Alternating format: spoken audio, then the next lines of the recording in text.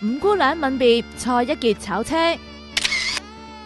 呢一吻，五姑娘開心到即刻擺上微博。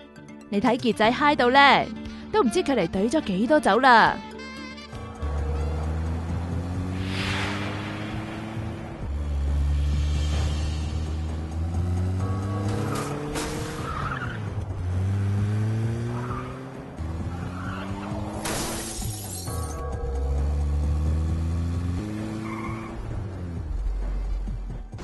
價成200幾萬嘅 Benny 俾傑仔炒到爛晒。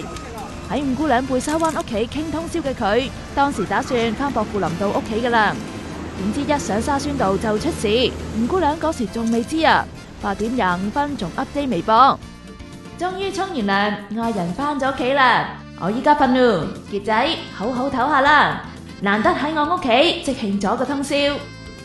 唉，有鬼得休息咩？爆晒標嘅傑仔涉嫌醉駕，5個鐘內連續去4間差館做酒精測試。今日唔拖住手嚟都要支持我情人啦，係咪啊？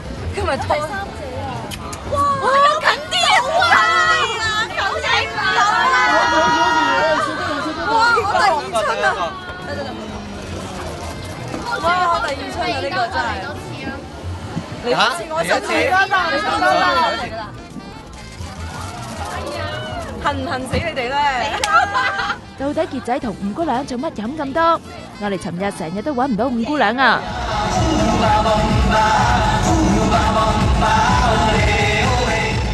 傑仔只係透過經理人林珊珊話多謝關心，希望唔好再發生同類事件。